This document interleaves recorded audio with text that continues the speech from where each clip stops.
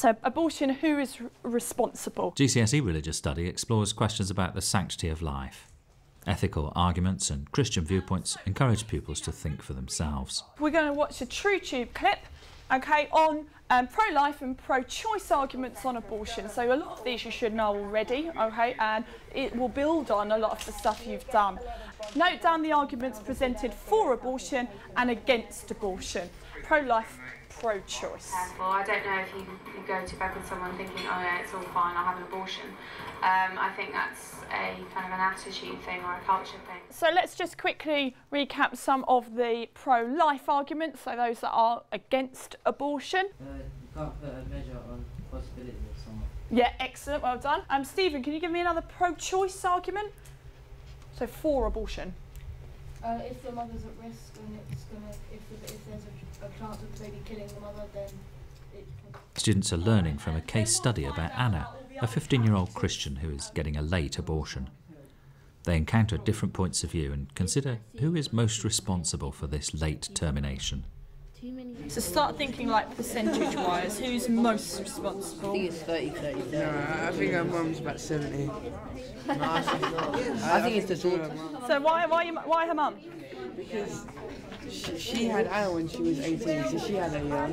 And then for her to have a boyfriend who's 3 years older and she didn't teach her about anything, she didn't tell her to be careful. Okay, so that's... what do you reckon, Jacob? I reckon it's most like the daughter's fault, because she should have known for herself that she was going out with someone 3 years older and what she was doing when she was having sex and stuff. So you're more percentage on Anna at the moment? Yeah. Yeah? Okay. Heidi, start us off then with why you think Anna is most responsible for her late abortion, with at least 2 reasons. She did tell her boyfriend, but she did not tell anyone else.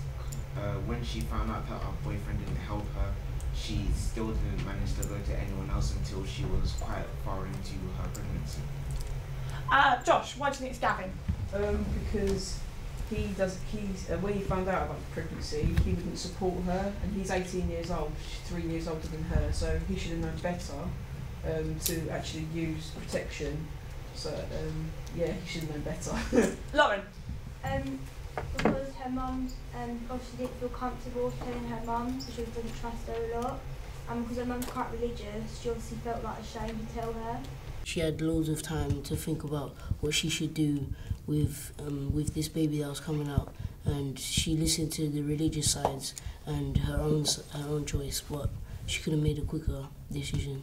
Yeah, I agree, because I think that life starts as soon as the unborn baby's heart starts to beat, and Gavin said that it was already like almost a human form, so she was like killing a life, and I don't agree with that. And I thought that she should have got Gavin to take more responsibility than he did, instead of just letting him go and talk to others about it. Having a late abortion is just killing what could potentially be born alive out into the world in maybe just a matter of weeks. If she wanted to have the abortion, and she said because she's so young, this child would be taken advantage of and they wouldn't have a proper life because she couldn't look after the baby because she wouldn't be financially ready yet. But I disagree with that as well. You could give the baby up for adoption. And then she has to go through the hard labour and then get nothing for it. She was the one that did not use any protection while she was having sex, so she brought that up on herself. But then it was Gavin's idea that she didn't use protection. But then she still went along with the sex. She still went along with it, that's true. So should it be compassion or sanctity of life? Compassion. I think you have to take into account both of those things, because you have to help the person, but you have to think about from their viewpoint. You can't just say, this is what I want you to do. You have to think about what trouble they would go through, and if you were in their position, you got to think about what you would do and also what you would do to help them. I think that people should be given a choice instead of, like, they can go for help, but if they don't agree with some person, they don't have to do exactly what they told them, especially because of beliefs. There are a lot of different beliefs going around that you not have to have abortion if this and this and this. People should be able to go do what they want if it's their choice to do it. Yeah, because different choices are made because of different circumstances. Depends on the circumstance. I agree with Heidi, because God said love your neighbours that how you would love yourself, so you should show compassion. Even though he still thinks you shouldn't abort it, you should show compassion to what that person who's having the baby is feeling. Responsibility pies is a thinking strategy that uses a pie chart to clarify the analysis. Is the termination Anna's fault, or is her boyfriend to blame? Could the vicar have helped more? What about her mum or her school?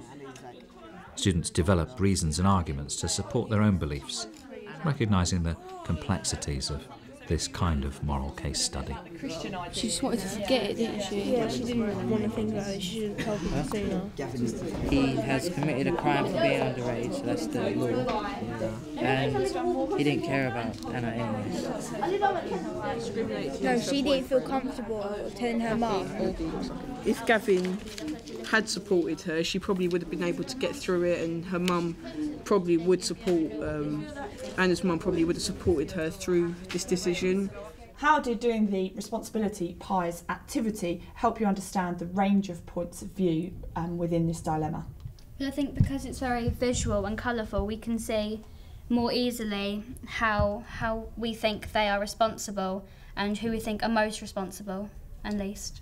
We had to carefully think about what percentage of the pie we would give to each person in order to help influence our decision and help work as a pair, as we did work in pairs, to help collectively get those points and try and put those points into the pie charts without prejudiced answers. I think the pie charts were really good because then you could speak to your partner about how much you want, how different the percentages are going to be, and then it added like discussions to what you should do, so it helped us talk about it. I think it was a good activity because it got us to not only think on our own but to work in pairs and groups to share our ideas, and so we could like see other people's point of view and like compare it to our own and see how it would work together. So let's make it better. On a specific percentage.